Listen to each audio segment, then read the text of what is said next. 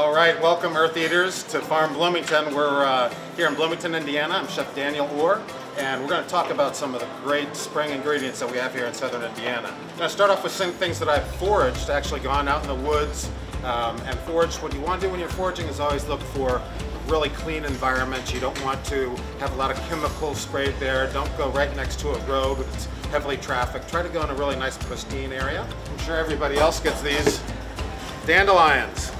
All right, these should not be evil little things that you get mad at and go spray chemicals on. They're delicious. They're also very, very good for you. You can take the roots and dry them out and make a dandelion root tea, which has lots of benefits.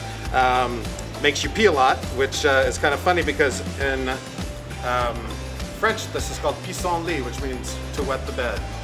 All right. They're called Dandelions, which means teeth of the lion.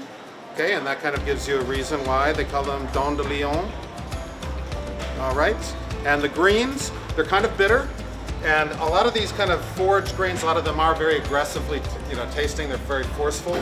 So a lot of good things to add to them are things that are smoky, sweet, and spicy. So things like bacon, for that smokiness, or a little bit of honey and a little bit of pepperoncini or the red pepper flakes are all really good in there. So fat, smoke, heat, and sweet are really good for this. Also for this guy back here, this is wild garlic mustard greens. All right, this is a widely invasive plant all over the Midwest. It actually is a relative of broccoli, and it has kind of a broccoli lob taste, a little bit bitter, has that real garlicky flavor. Again, this is good with those same things as dandelions. A little bit of smoke, sweet, heat, and sweet. All right, next we're gonna go with some grape leaves. Okay, and this is the perfect time of year to get grape leaves. Usually right in May, middle of May. They're still gonna be nice and tender, and the bugs haven't gotten to them, so they're really, really beautiful. Now the grape leaves, what you wanna do is you wanna can them. And so you can them with some ascorbic acid or lemon juice, and then you can stuff them and make domos and different things like that with them. Stuff them with a little bit of risotto rice, wrap them up like a little egg roll, like this, okay? And then you can braise them in tomato sauce, and you can eat them either hot or cold. You can also fill them with goat cheese and other different fillings.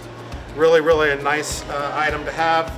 I actually even wrap salmon in these. I put a fillet of salmon in here, fold it over, and then I roast them, and it gives that kind of briny, citrusy flavor to the salmon. Really delicious. Kate went out and she said, let's do something with the black locust flowers.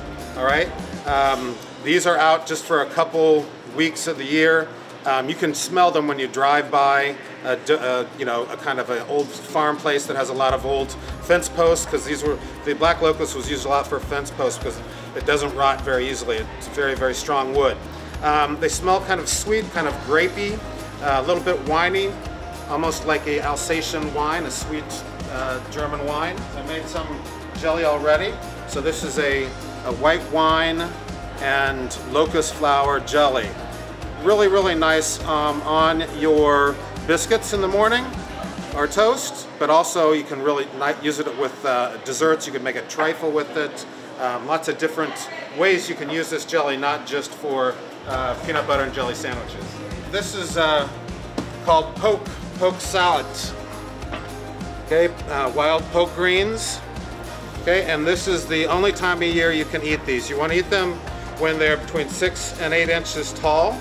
They've got this nice thick stem on them, and the stem is it resembles asparagus. The leaves are very much like spinach. The thing about these is that you have to cook them in a special method because they can bother your tummy. It can be slightly poisonous.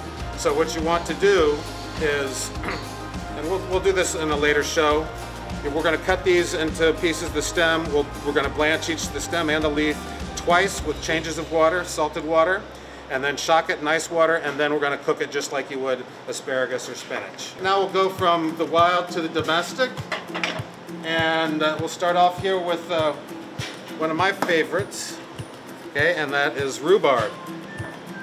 All right, this is rhubarb from my garden. This is has a very thin red stem. It's very, very pretty. Now again, you can't eat the leaves of the rhubarb. That's another one of those vegetables that, you know, this part's good, this part's bad.